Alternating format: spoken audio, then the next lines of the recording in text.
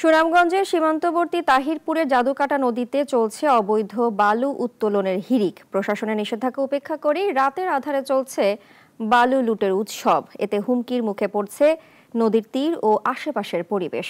মোস্তাফিজুর রহমান বাবুর রিপোর্ট, জানাচ্ছেন ইশরাত জাহান। জাদুকাটা নদী প্রকৃতির অপার সৌন্দর্যের এক অনন্য সৃষ্টি। দেশের বিভিন্ন প্রান্ত থেকে প্রতিবছর লাখো পর্যটক আসেন এ নদীর সৌন্দর্য উপভোগে। সাদা পাথরের পর এবার এই নদীতে শুরু হয়েছে বালু উত্তোলনের প্রতিযোগিতা। স্থানীয়দের অভিযোগ, প্রশাসনের নজর এড়িয়ে রাতের অন্ধকারে চলছে বালু লুট। আমরা এই এলাকার যত অত্র এলাকার শ্রমিক আছে সব আমরা চাপায় পড়ছি, আমরা রক্ষা করতে পারছি না। রাত্রে বুদ্ধি হচ্ছে বেনালা সহাল উঠে আইয়া 20 টাকা ফুট প্রতি নৌকা মাঝে বেচা ধরাইছে। সরকারি খাস জায়গা, এটা মালিকানা দখল করছে 4-5 জন লোক।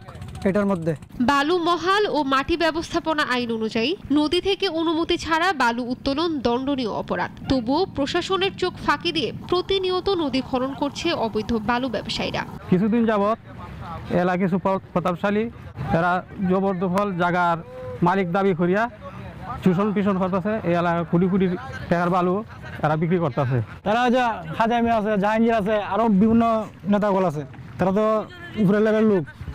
সাধারণ জনগণ একটি কিছু কইলে তার নামে মামলা দিব, আমরা কই যাইমু। স্থানীয় প্রশাসন একাধিকবার অভিযান চালালেও থামেনি লুটের মহড়া। এদিকে সচেতন মহল বলছে, কঠোর নজরদারি না হলে অস্তিত্ব সংকটে পড়বে জাদুকাটাও।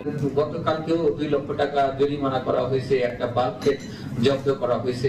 এখন আমরা যে চেষ্টাটা করতেছি এটা তো প্রশাসনিক কাজ।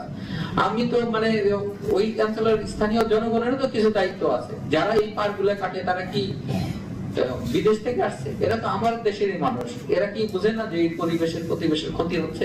জাদুকাটা নদীর সৌন্দর্য টিকিয়ে রাখতে প্রয়োজন সমন্বিত উদ্যোগ। প্রাকৃতিক সম্পদ রক্ষায় প্রশাসনের পাশাপাশি স্থানীয়দেরও সচেতন হতে হবে বলে মনে করেন পরিবেশবাদীরা।